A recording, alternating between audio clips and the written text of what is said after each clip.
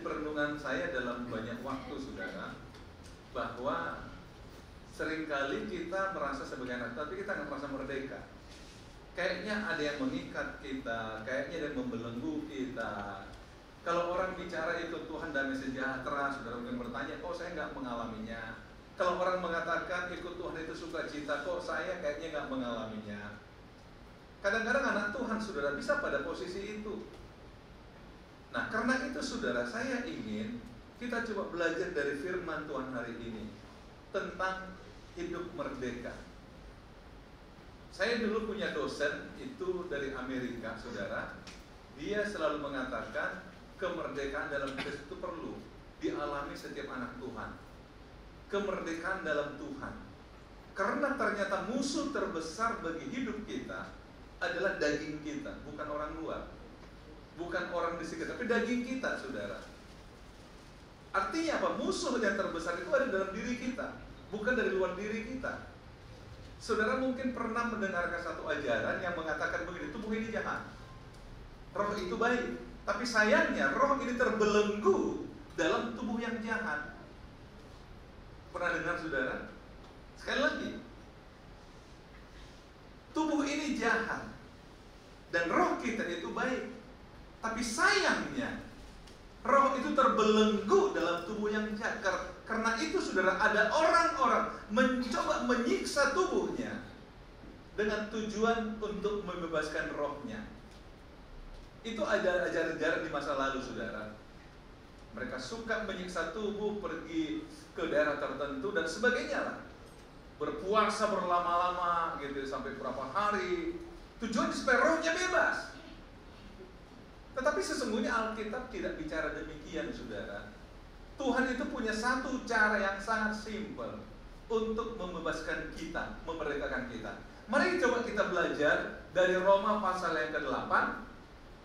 Dalam ayat 1 dan 2 dikatakan begini, demikianlah sekarang tidak ada penghukuman bagi mereka yang ada di dalam Kristus. Perhatikan, roh yang memberi hidup telah memerdekakan kamu dalam Kristus dari hukum dosa dan hukum maut.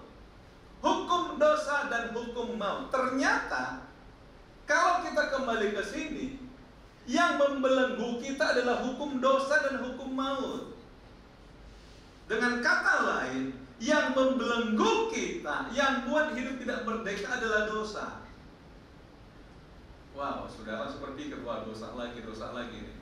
Masa sih ya ada manusia yang gak berdosa? Mari kita pahami pelan-pelan, saudara. Tujuannya adalah yuk kita hidup merdeka dalam Tuhan. Alami hidup dalam kebebasan, saudara.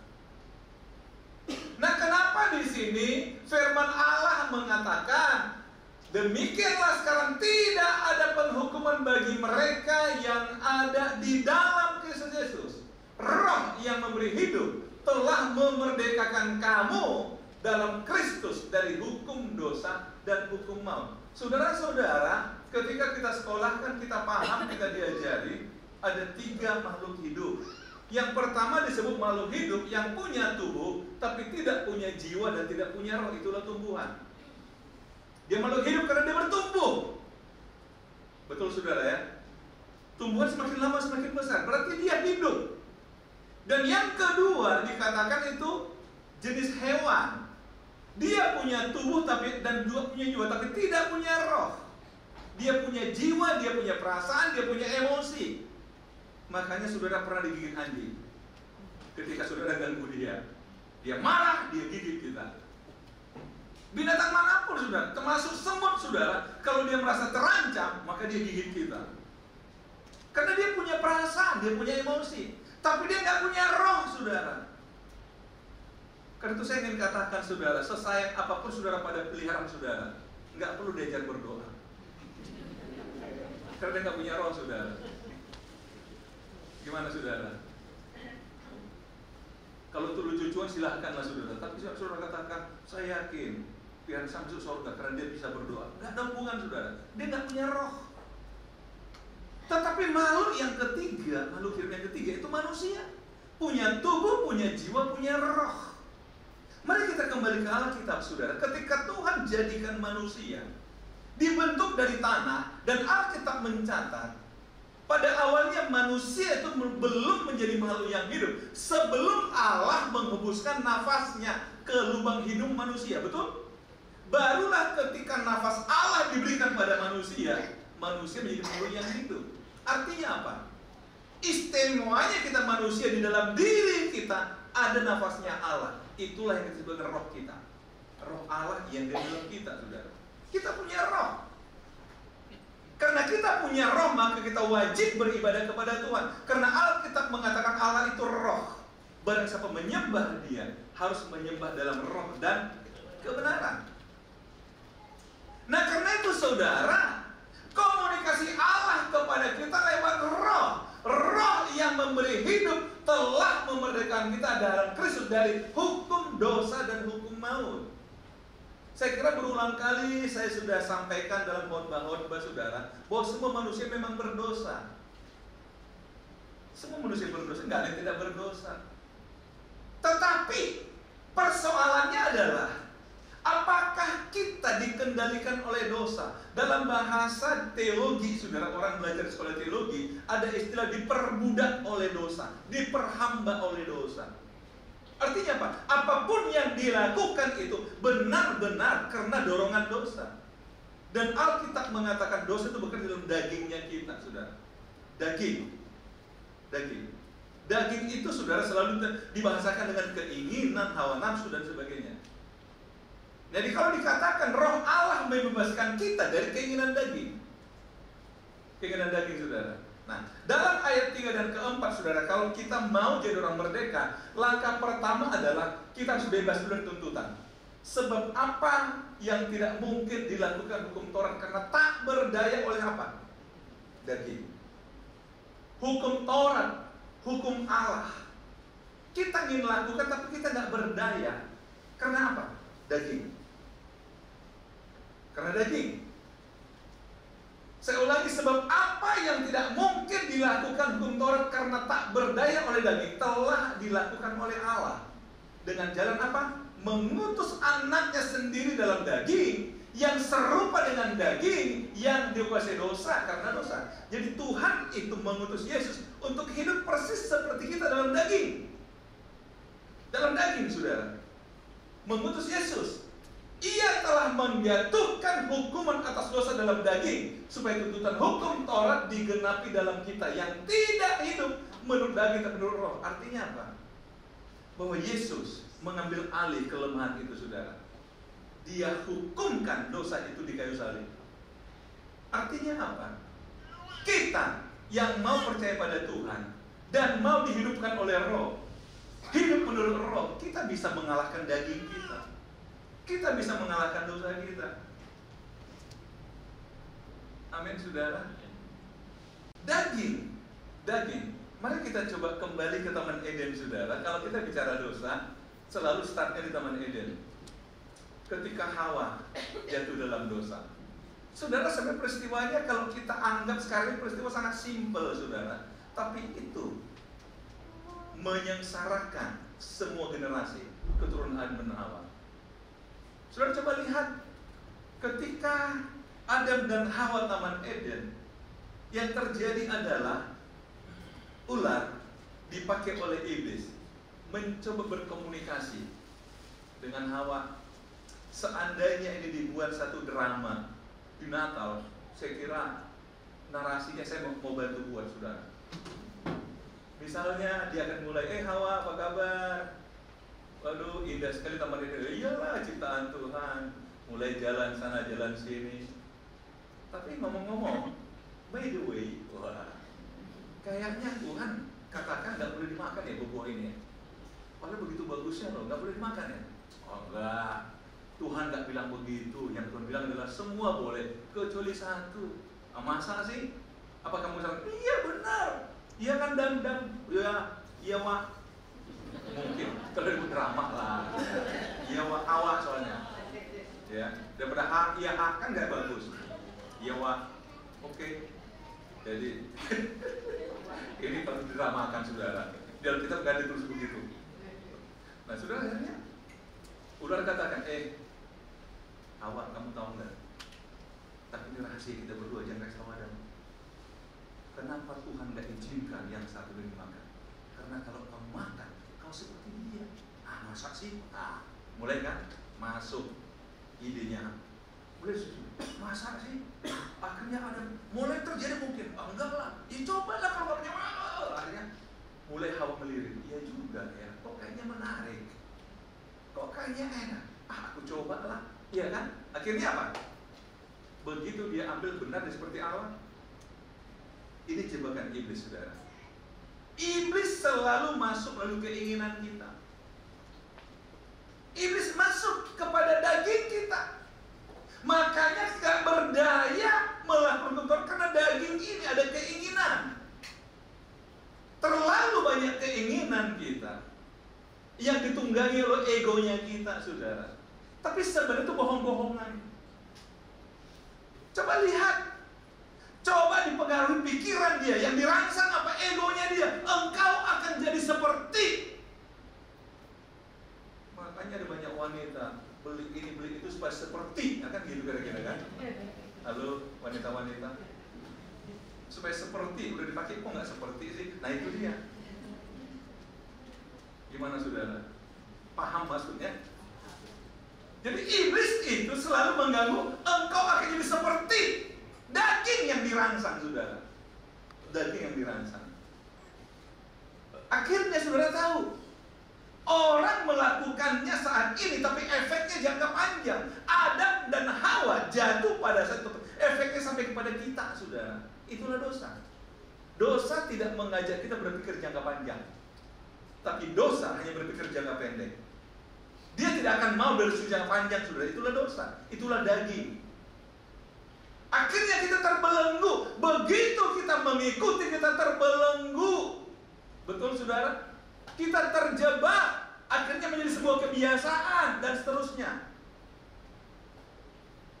Saudara-saudara, saya coba. Ya banyak obrolan-obrolan sih kadang-kadang kita lihat ya. Sambil satu contoh lah, orang yang akhirnya ketagihan bermain judi misalnya. Kadang-kadang kaget kita kok ada orang, seorang bapak tega ya, satu malam di meja judi dia bisa kasih mobilnya, sedang pulang yang tidak datang mobil, pulang pakai taksi dengan santai. Kalau saya kan mobil kita udah kalah judi, mau gimana lagi? Kalau itu mobil satu-satunya barangkali, atau rumah tempat istri dan anaknya berdiam diri atau dibesarkan, tiba-tiba bisa dikatakan sertifikat rumah ini udah saya gadiin ya di meja judi. Kalau kita pakai logika normal, kok bisa sih? Tapi nyatanya ada. Dan itu hanya contoh-contoh kecil, saudara. Karena itu, saudara, itulah yang membebaskan dari kita.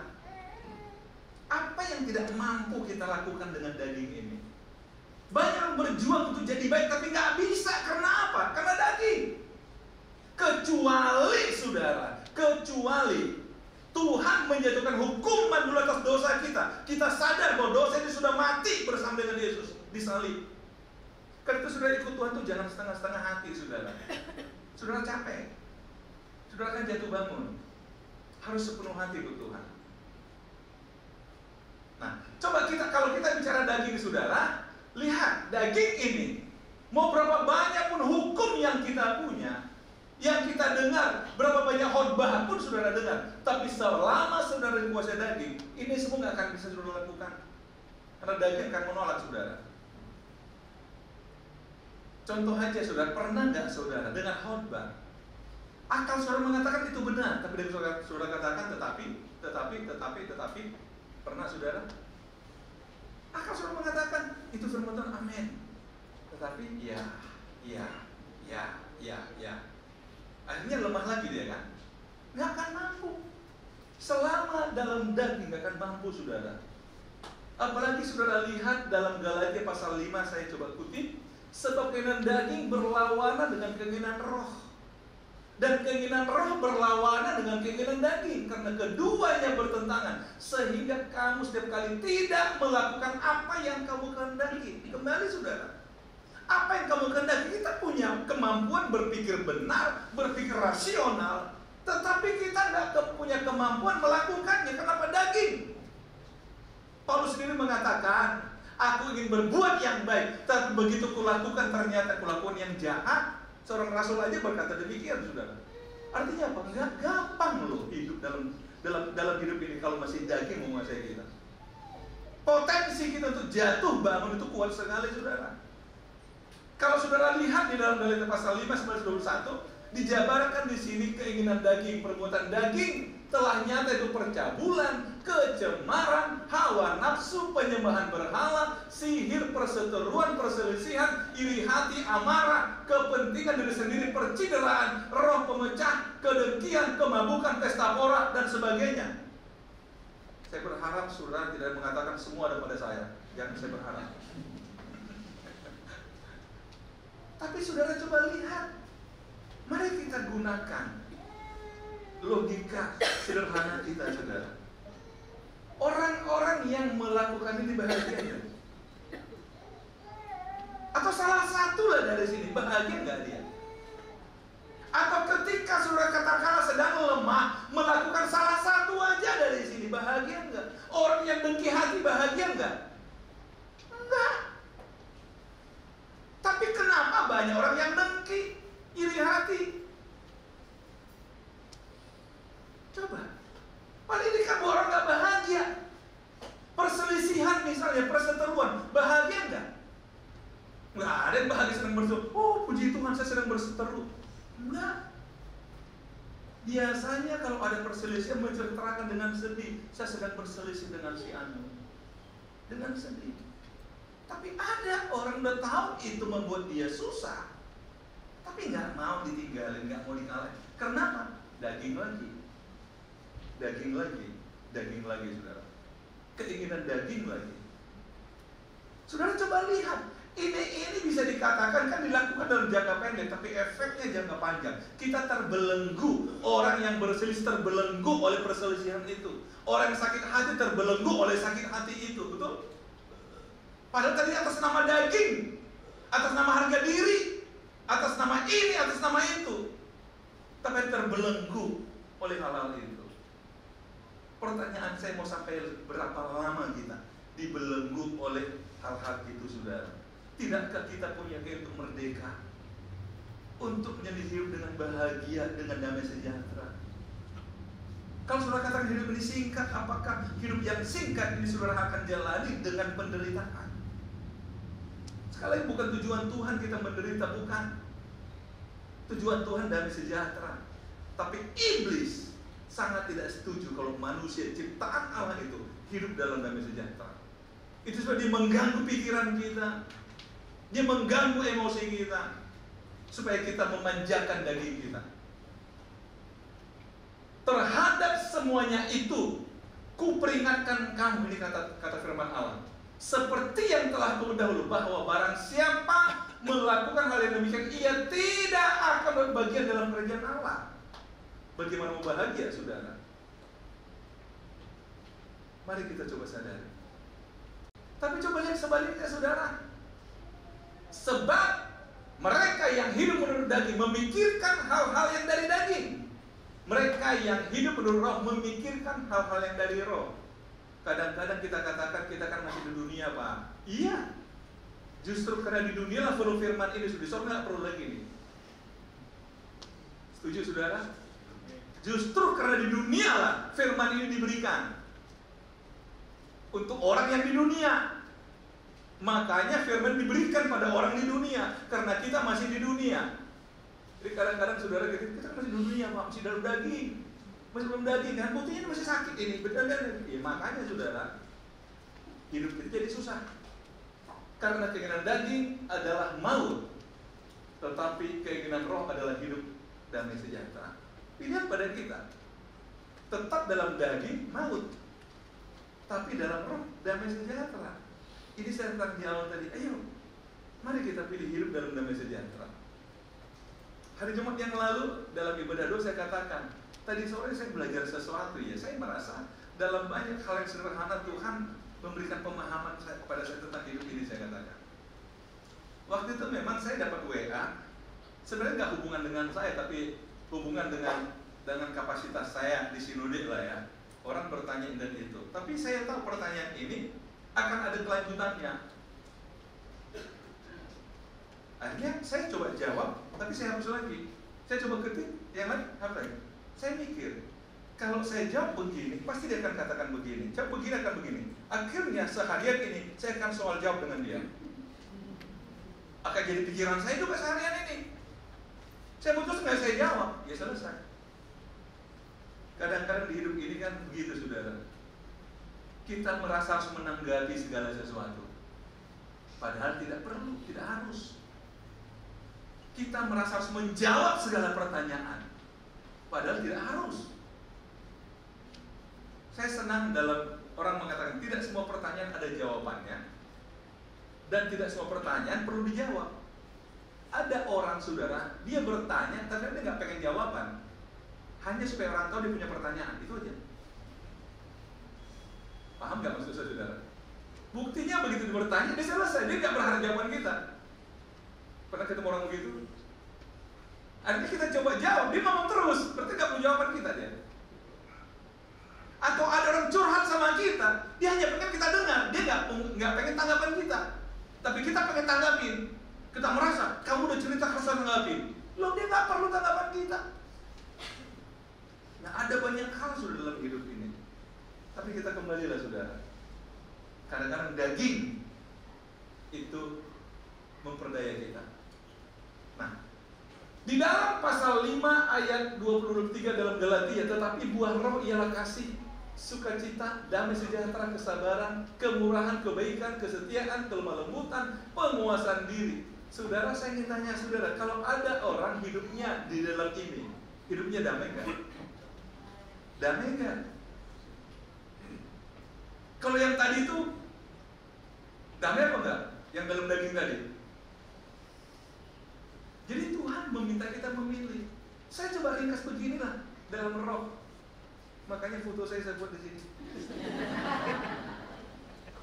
Foto imajinasi, saudara. Hidup dalam roh. Senyum lebar. Kalau tadi tuh saya sengaja, saudara, tadi ambil video yang agak murung begini, saudara. Coba lihat. Susah ditebak orang begini. Lagi ngapain dia, saudara? Coba lihat. Oh, lagi berdoa. Berdoa kok begini. Lagi merenung. Iya. Apa yang renungkan? Nggak tahu. Tapi inilah orang yang hidup kalau saya dan dia begitu terus. Murung terus hidupnya. Tapi kalau hidup di dalam roh, ini dia. Lihat, saudara. Roh menguasai hati kita, damai sejahtera, kita penguasaan diri, sabar. Orang mau bilang apapun kita bisa tetap tenang. Apa kita nggak mau, saudara? Inilah artinya merdeka. Hidup merdeka dalam Tuhan. Hidup dikuasai roh, bukan dikuasai daging. Artinya, saudara, yang buat kita nggak merdeka daging kita, yang ada dalam diri kita. Jangan sampai daging merusak hidup kita. Jangan sampai keinginan kita merusak hidup kita. Amin, saudara. Tuhan Yesus memberkati.